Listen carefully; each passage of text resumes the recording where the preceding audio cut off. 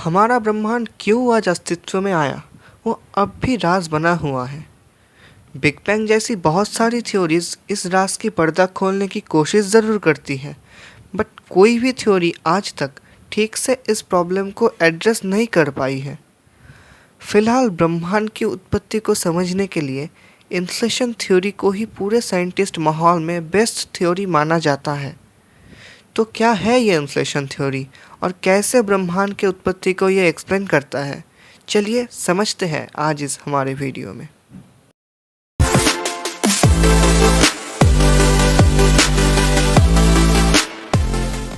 Inflation theory को समझने से पहले हमें ये पता होना चाहिए कि बिग बैंग थ्योरी क्या है, क्योंकि इंटरनेट में ये एक बहुत ही हॉट टॉपिक है और मोस्ट प्रोबेबली मैक्सिमम लोगों को इस थ्योरी के बारे में थोड़ा बहुत तो पता ही है।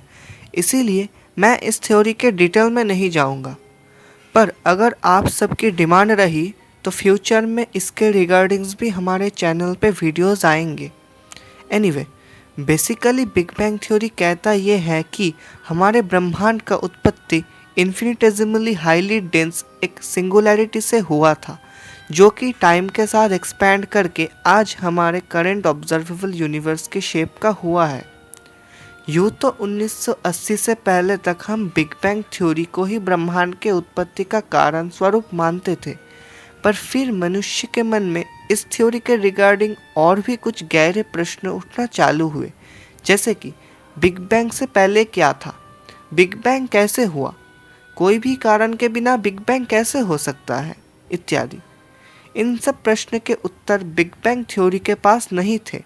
इसीलिए लगभग कुछ ही दिनों में एक के बाद एक न्यू थ्योरीज सामने आते गए, जो कि यूनिवर्स के क्रिएशन को डिस्क्राइब करने का क्लेम करते रहे, बट इनमें से ज़्यादातर थ्योरी को ही साइंटिफिक कम्युनिटी द्वारा नकार दिया जाता था, एक स्ट्रॉन्ग बेस ना होने के कारण। फाइनली 1980 में एलन गुथ ने यूनिवर्स के उत्पत्ति को समझने के लिए अपना एक न्यू थ्योरी को सामने लाए। इस थ्योरी को समझने के लिए हमें कुछ मैथमेटिकल टर्म्स जान लेना ज़रूरी है, जैसे कि इसको यूनिवर्स का स्केल फैक्टर कहा जाता है, जिसको आप सिंपली डिस्टेंस के जैसे मान सकते हो। ये एग्जैक्टली डिस्टेंस तो नहीं होता, बट यूनिवर्स के साइज़ के साथ इसका एक डायरेक्ट रिलेशन होता है। इसको स्केल फैक्टर के टाइम डेरिवेटिव बोला जाता है। यूनिवर्स के एक्सपैंड होने पे टाइम के साथ स्केल फैक्टर के बढ़ने की रेट को इसी से डिनोट किया जाता है। नाउ ये सब चीज़ें जानने का मकसद यही है कि आइंस्टाइन के दिए गए जनरल थ्योरी ऑफ रिलेटिविटी के फील्ड इक्वेशन को सॉल्व करने से ये इक्वेशन आता है, जो कि आप स्क्रीन पे देख सकते हो, जिसमें ए और ए डॉट अपीयर करता है, जिसको कि फ्रीडमैन इक्वेशन भी बोला जाता है। इस वीडियो में आगे चल के इस इक्वेशन की हमें ज़रूरत होगी। Now back to our topic. Inflation theory actually big bang theory को नकारता नहीं है, बल्कि ये थ्योरी बिग बैंग का ही एक एक्सटेंडेड वर्जन है। एलन गुथ ने इस थ्योरी में दिखाया कि ग्रेविटी, जो कि इन जनरल एक एट्रैक्टिव फोर्स है, कुछ एक्स्ट्राऑर्डिनरी सर्कमस्टेंसेस पे ये रिपल्शन का भी काम कर सकता है। जी हाँ, इसी रिपल्सिव ग्रेविटी की वजह से ही हमारे यूनिवर्स का एक एक्सपोनेंशियल एक्सपेंशन शुरू हुआ था, जिस प्रोसेस को ही इन्फ्लेशन कहा जाता है। तो इस थ्योरी का कहना है कि ब्रह्मांड के इनिशियल कंडीशंस में एक स्केलर फील्ड चारों ओर मौजूद रहा होगा। अगर आप फील्ड्स को नहीं समझते हो तो आप इसको बहुत ही आसानी से एक उदाहरण के माध्यम से समझ सकते हैं। जैसे कि दो मैग्नेट के बीच कुछ ना होने पर भी वो दोनों मैग्नेट या तो अपने आप को अट्रैक्ट या फिर रिपल करते हैं। तो एक बेसिक क्वेश्चन यहाँ पे उठना लाजमी है कि उन दोनों के बीच कुछ ना होने पर भी भला ये फोर्स ट्रांसमिट कैसे हुआ। तो फिज़िक्स में इसका उत्तर बहुत ही सिंपल है कि हमारे चारों ओर एक इनविजिबल इलेक्ट्रोमैग्नेटिक फील्ड मौजूद है, जिसकी वजह से उन दोनों मैग्नेट के बीच ये फोर्स लगा। इलेक्ट्रोमैग्नेटिक फील्ड एक वेक्टर फील्ड होता है, बट नेचर में और भी बहुत सारे ऐसे फील्ड्स होते हैं जिनके डायरेक्शंस स्पेस में वेरी नहीं करते। उनको स्केलर फील्ड्स बोला जाता है। हमारे ब्रह्मांड में ऐसी बहुत सारी फील्ड्स एग्जिस्ट करते हैं, जैसे कि इलेक्ट्रॉन फील्ड, क्वार्क फील्ड, इत्यादि। क्वांटम फील्ड थ्योरी की माने तो इन फील्ड्स में बने एक्साइटेशन को ही हम पार्टिकल्स के रूप में नेचर में पाते हैं। नाउ जैसे कि मैंने पहले बोला, ब्रह्मांड के एकदम शुरुआत में एक स्केलर फील्ड एग्जिस्ट करता था जिसको इंफ्लेटॉन फील्ड बोला गया है। यूँ तो ज़्यादातर फील्ड्स बिना कोई एक्साइटेशन के अपने अंदर कोई भी एनर्जी समेट के नहीं रखती, बट इंफ्लेटॉन फील्ड हमारे वेल नोन हिग्स फील्ड के जैसे ही थोड़ा बहुत एनर्जी अपने अंदर समेट के रखती है, जिसका मतलब बिना कोई एक्साइटेशन के भी इनमें कुछ अमाउंट ऑफ एनर्जी हर वक्त मौजूद होता है। इस ग्राफ में एक्स एक्सिस पे आप इंफ्लेटॉन फील्ड की वैल्यू और वाई एक्सिस पे इस फील्ड की पोटेंशियल एनर्जी को प्लॉट किया गया है।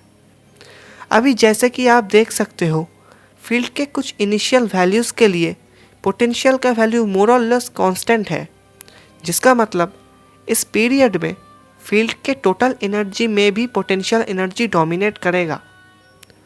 अभी अगर हम अपने पहले बताए हुए फ्रीडमैन इक्वेशन पे जाए तो जैसे कि आप देख सकते हो, यहाँ पे रो फील्ड के एनर्जी डेंसिटी को रिप्रेजेंट करता है।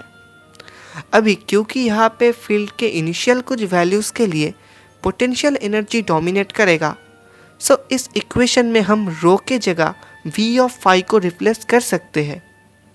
फर्दर इस इक्वेशन को सॉल्व करने पे स्केल फैक्टर का एक एक्सपोनेंशियल सॉल्यूशन हमें मिलता है, जिसका डायरेक्ट मतलब ये है कि for this kind of scalar potential universe का एक एक्सपोनेंशियल एक्सपेंशन होगा। मतलब यूनिवर्स पहले के मुकाबले एक्सपोनेंशियली ग्रो कर चुका होगा।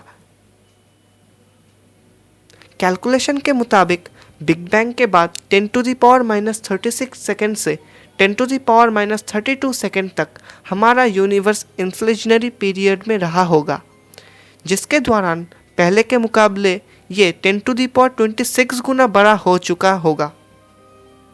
तो ये था इन्फ्लेशन थ्योरी। चलिए अब जानते हैं कि बिग बैंग के अनआंसर्ड क्वेश्चंस को ये थ्योरी कैसे एड्रेस करता है। First of all, big bang theory हमारे यूनिवर्स के एवोल्यूशन के बारे में लगभग सभी कुछ बताता है, बट ये थ्योरी खुद बिग बैंग के बैंग को ही एक्सप्लेन नहीं कर पाता, जो कि इन्फ्लेशन थ्योरी बहुत ही आसानी से उस रैपिड एक्सपेंशन के माध्यम से एक्सप्लेन करता है। दूसरा प्रॉब्लम बिग बैंग मॉडल के साथ ये है कि ये हमारे यूनिवर्स के फ्लैटनेस प्रॉब्लम को सॉल्व नहीं कर पाता। साइंटिस्ट ने बहुत ही एक्यूरेसी के साथ यूनिवर्स के फ्लैटनेस को मेज़र करके ये पाया कि हमारा यूनिवर्स एक्सट्रीमली फ्लैट है, बट क्यों, ये बिग बैंग थ्योरी एक्सप्लेन नहीं कर पाता, जिसमें इन्फ्लेशन थ्योरी का कहना है कि शुरुआत में यूनिवर्स का शेप कुछ भी हो सकता है, बट इन्फ्लेशन होने के दौरान इसका एक्सपेंशन रेट इतना हाई रहा होगा कि ये लोकली हमें फ्लैट नज़र आता है। ठीक वैसे ही जैसे हमें ज़मीन से अर्थ का सरफेस फ्लैट नज़र आता है, ऑल्दो हमें पता है कि ये एक कर्व्ड सरफेस है। नेक्स्ट प्रॉब्लम जो कि बिग बैंग एक्सप्लेन नहीं कर पाता वो है absence of magnetic monopoles. Grand unified theory यथा सुपरस्ट्रिंग थ्योरी की माने तो हमारे यूनिवर्स के अर्ली स्टेजेस में हाई टेम्परेचर के वजह से कुछ मैग्नेटिक मोनोपोल्स एग्जिस्टेंस में आए होंगे, पर अभी तक यूनिवर्स में इनके कोई भी ट्रेसेस हमें नहीं मिले हैं। इसमें इन्फ्लेशन थ्योरी का कहना है कि ब्रह्मांड के शुरुआत में ज़रूर से मैग्नेटिक मोनोपोल्स एग्जिस्टेंस में आए होंगे, पर यूनिवर्स के एक्सपोनेंशियल एक्सपेंशन के दौरान स्पेस के एक्सपेंशन रेट के बढ़ने के दौरान इनके डेंसिटीज सिग्निफिकेंटली डिक्रीज हो गए, जिसकी वजह से आज वो हमें नहीं मिलते। चौथा प्रॉब्लम है प्रॉब्लम ऑफ होमोजिनेटी एंड आइसोट्रॉपी। इस ब्रह्मांड में चारों ओर देखने पे हमें कॉस्मिक माइक्रोवेव रेडिएशंस मिलते हैं, जो कि उस समय निकले थे जब हमारा ब्रह्मांड इतना ठंडा हो चुका था कि लाइट उससे फ्रीली ट्रैवल कर सके। In short, cosmic microwave background actually हमारे ब्रह्मांड के कुछ अर्ली स्टेजेस के इंफॉर्मेशंस हैं। तो जब हम इन रेडिएशंस को मापते हैं तो पाते हैं कि हर जगह ये लगभग सेम ही है। हाँ, थोड़े बहुत टाइनी वेरिएशन ज़रूर है जो कि सिर्फ हाईली सेंसिटिव इंस्ट्रूमेंट से डिटेक्ट कर सकते हैं। अब प्रश्न ये उठता है कि ऐसा भला क्यों है, यानी कि हमारे ब्रह्मांड के हर हिस्से का टेम्परेचर भला सेम क्यों है। बिग बैंग थ्योरी की माने तो एक्सपेंशन के दौरान यूनिवर्स के फर्देस्ट पार्ट को सेम टेम्परेचर पे लाने के लिए खुद ब्रह्मांड के पास भी इनफ टाइम नहीं बचता। इसमें एक ही उपाय बचता है कि इंफॉर्मेशन को लाइट से भी तेज ट्रैवल करना पड़ेगा, तभी यूनिवर्स के वो दोनों पार्ट्स सेम टेम्परेचर पे आ पाएंगे, जो कि ऑब्वियसली इम्पॉसिबल है। तो इसमें इन्फ्लेशन थ्योरी कहता है कि जब हमारा यूनिवर्स माइक्रोस्कोपिक स्केल पे होता है तभी ये आइसोट्रॉपी इन्फ्लेशन के पहले ही नॉर्मल थर्मल इक्विलिब्रियम प्रोसेस से बन जाता है। फिर इन्फ्लेशन की वजह से यही आइसोट्रॉपी हमें बड़े स्केल पे भी नज़र आता है। लास्ट प्रॉब्लम है anisotropy in cosmic microwave background. Cosmic microwave background में नज़र डालने से हमें कुछ छोटे खुरदरापन भी नज़र आते हैं, जो कि एनिसोट्रॉपीज के साइंस है। जनरली इन्फ्लेशन के बाद यूनिवर्स को इमेंस आइसोट्रॉपिक हो जाना चाहिए था, बट ये छोटे एनिसोट्रॉपी के एग्जिस्टेंस को भी समझना हमारे लिए ज़रूरी है। इसका उत्तर भी इन्फ्लेशन थ्योरी ऐसा देता है कि ये खुरदरापन एक्चुअली इन्फ्लेशन के ही सबूत है। अकॉर्डिंग टू इन्फ्लेशन थ्योरी, ये रिपल्स अर्ली यूनिवर्स में मौजूद क्वांटम फ्लक्चुएशन की वजह से प्रोड्यूस हुए थे, जिनके ट्रेसेस इन्फ्लेशन के दौरान स्ट्रेच्ड आउट होके हमें कॉस्मिक माइक्रोवेव बैकग्राउंड में भी नज़र आता है। यूँ तो इन्फ्लेशन थ्योरी एक वाइडली एक्सेप्टेड थ्योरी है और अभी तक हुए हर ऑब्जर्वेशंस को ये कंफर्टेबली पास आउट भी कर चुका है, बट फिर भी इसमें कुछ सुधार की गुंजाइश है। जैसे कि उस फाई वर्सेस वी का ग्राफ का शेप क्यों पर्टिकुलरली वैसा होता है, इसका उत्तर इन्फ्लेशन थ्योरी भी नहीं दे पाता। हमें सिर्फ इतना पता है कि वैसे एक शेप लेने से सारी चीज़ें सही से एक्सप्लेन हो जाती है। इसका मतलब ये थ्योरी अभी भी इनकम्प्लीट ही है, बट यह भी मानना पड़ेगा कि करेंट सिचुएशन पर यही एक उत्तम थ्योरी है जो कि हमारे यूनिवर्स को इतनी एक्यूरेसी से डिस्क्राइब करता है। तो दोस्तों, आज के वीडियो में बस इतना ही। अगले आने वाले वीडियोस में हम इटर्नल इन्फ्लेशन थ्योरी के बारे में भी जानेंगे, जो कि ओल्ड इन्फ्लेशन थ्योरी के कुछ रिफाइनमेंट्स के बाद आते हैं, जहाँ पे मल्टीवर्स का कॉन्सेप्ट भी यूज़ किया गया है। फ़िलहाल आज के लिए मैं आपसे विदा लेना चाहूँगा। कृपया मेरे वीडियोस को लाइक और चैनल को सब्सक्राइब ज़रूर कीजिएगा। नमस्कार।